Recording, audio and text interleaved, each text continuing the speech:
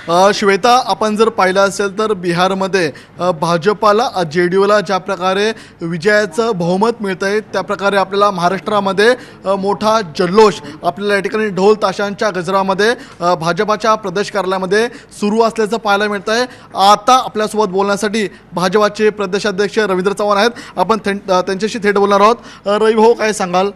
बिहार तो झाकी आहे, मुंबई अभी बाकी आहे, या स्वरूपाच्या घोषणांमध्ये आज महाराष्ट्र भाजपा प्रदेश कार्यालयामध्ये बिहारच्या विजयाचा जल्लोष सुरू आहे, काय सांगाल?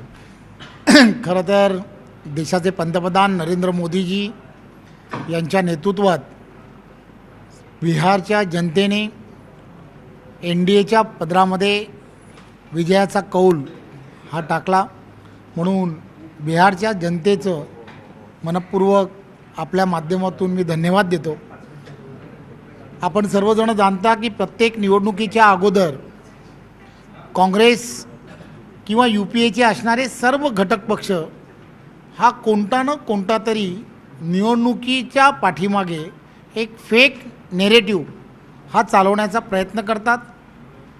लोकसभेला ही त्यांनी संविधानाच्या संदर्भातला फेक नेरेटिव्ह हा पसरवला, त्यामध्ये त्यांना काही अंशी यश आलं, परंतु विधानसभेमध्ये सर्व कार्यकर्त्यांनी तो नेरेटिव्ह पुसून काढला आणि पुन्हा एकदा बिहारची निवडणूक असू दे किंवा महाराष्ट्रातील होणाऱ्या स्थानिक स्वराज्य संस्थांच्या निवडणुका या डोळ्यासमोर ठेवून एक फेक नेरेटिव्ह वोट चोरीच्या माध्यमातून करण्याचा प्रयत्न हा काँग्रेस आणि UPA बरोबर असणारे सर्व आघाडी ज्याला म्हणतात त्या आघाडीतील सर्व पक्षांनी हा सुरू केला होता, परंतु बिहारच्या जनतेने त्यांना अतिशय चांगल्या पद्धतीने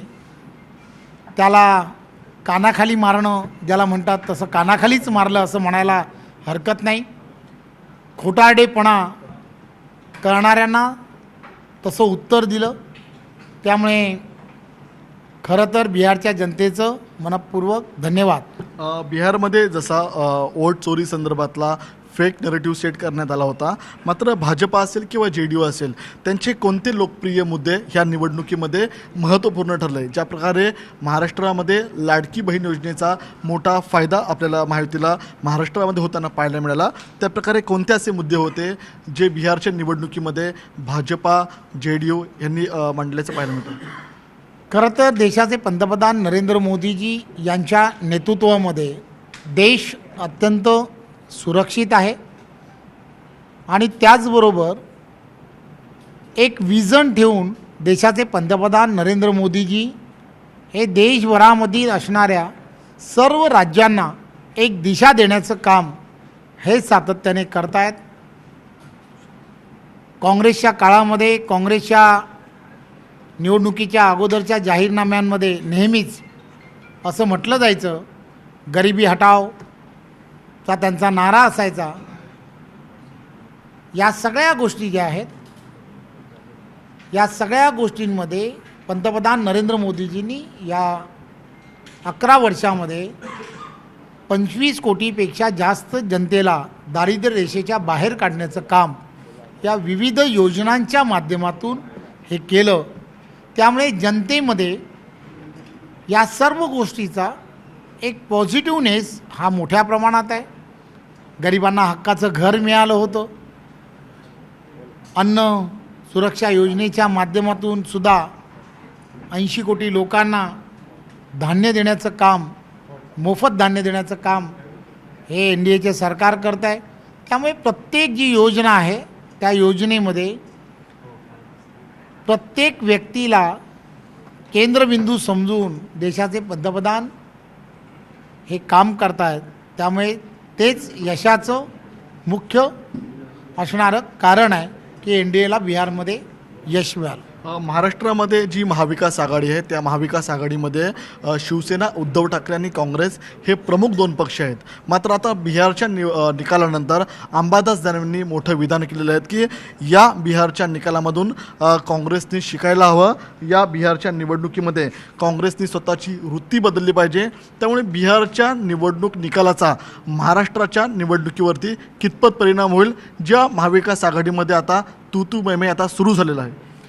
खरं तर देशाचे पंतप्रधान नरेंद्र मोदीजी आणि महाराष्ट्रातील लोकप्रिय असे मुख्यमंत्री आदरणीय देवेंद्रजी या दोघांच्या नेतृत्वामध्ये महाराष्ट्र हा एक विजन ठेवून महाराष्ट्र चाललेला आहे. प्रत्येक क्षेत्रामध्ये महाराष्ट्र पुढे कसा जाईल याचं विजन हे महाराष्ट्र सरकार, हे महायुतीचं सरकार ठेवून देवेंद्रजींच्या नेतृत्वात चाललं आहे. त्यामुळे महाविकास आघाडी हे एकत्र येतील, काय होईल याची महाराष्ट्रातील मतदारांना चिंताच नाही आहे. महाराष्ट्रातील जनतेला येणाऱ्या निवडणुकीमध्ये हे लक्षात येत आहे की महाराष्ट्रामध्ये येणाऱ्या काळामध्ये विकासात्मक कामाला प्राधान्य कोण पक्ष देईल, तर ती महायुतीच देईल.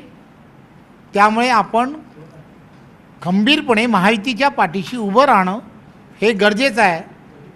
जसं विधानसभेमध्ये ते राहिले तसं याही वेळेला स्थानिक स्वराज्य संस्थांमध्ये एक विचाराचं सरकार ज्याला म्हणतात, एक विचाराचं सरकार केंद्र, राज्य आणि स्थानिक स्वराज्य संस्थेमध्ये ही महाराष्ट्रातील जनता नक्की देईल, यात काही शंका नाही. मागील बिहार निवडणुकीमध्ये मुख्यमंत्री देवेंद्र फडणवीस बिहारचे प्रभारी होते. या निवडणुकीमध्ये देखील मुख्यमंत्री देवेंद्र फडणवीसांनी बिहार आपल्याला पिंजून काढताना पाहायला मिळतात. जवळपास 61 मतदारसंघांपैकी 55 मतदारसंघांमध्ये ज्या ज्या ठिकाणी मुख्यमंत्री देवेंद्र फडणवीसांनी प्रचार केला ते सर्व उमेदवार आघाडीवरती असल्याचं पाहायला मिळते. मुख्यमंत्री देवेंद्र फडणवीसांची व्यूहरचना बिहारमध्ये तितक्याच पद्धतीने आपल्याला सकारात्मक पाहायला मिळाली का? आपल्याला माहीत आहे की देवेंद्रजी एक चांगले संघटक आहेत. त्यामुळे गेल्या निवडणुकीमध्ये बिहारमध्ये त्यांच्याकडे असणारी जबाबदारी आणि त्या जबाबदारीमुळे त्या ठिकाणी करोनाचा काळ होता आणि त्या करोनाच्या काळामध्ये सुद्धा प्रत्येक गाव आणि खेडं त्यांनी पिंजून काढलं. तिकडच्या असणाऱ्या सामाजिक रचनेचा त्यांना असणारा गाढा अभ्यास, या सगळ्या गोष्टी लक्षात घेता आत्ताही बिहारच्या निवडणुकीमध्ये ते त्या ठिकाणी स्टार प्रचारक म्हणून होते. त्यांनी ज्या ठिकाणी त्यांनी प्रचार सभा घेतल्या त्या ठिकाणी स्वाभाविकपणे तिथल्या असणाऱ्या संघटना, तिथली असणारी संघटनात्मक महायुती किंवा त्या ठिकाणचे NDAचे घटक पक्ष यांना एकत्र करणं आणि विजयाच्या दिशेने घेऊन जाणं, या सर्व भूमिकांमध्ये त्यांचं सर्वात मोठं योगदान आहे. त्यामुळे बिहार असो किंवा गोवा असो, या सगळ्या निवडणुका ज्या आहेत या निवडणुकींमध्ये त्यांनी ज्या ताकदीने काम केलं त्यामुळेच तिथे यश जे आहे ते यश संपादित. शेवटचा प्रश्न, बिहार तो झाकीये, मुंबई अभी बाकी आहे असा विजय जल्लोष तुमचे सर्व पदाधिकारी करताना पाहायला मिळत होतो. मुंबई अभी झाकीये, मुंबई महानगरपालिकेवरती भाजपाचा महापौर बसणार का? बिहारच्या निवडणुकीचा मुंबईतल्या बिहारी मतदारांवरती किंवा मुंबईच्या निवडणुकीवरती कसा परिणाम होईल?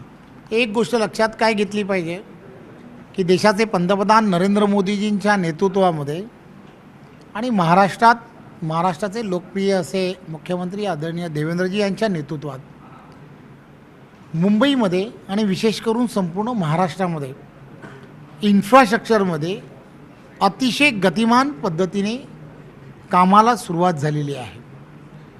कोस्टल रोड असेल, मेट्रो असतील किंवा इथले असणाऱ्या रस्त्यांची कामं असतील, इथले असणारे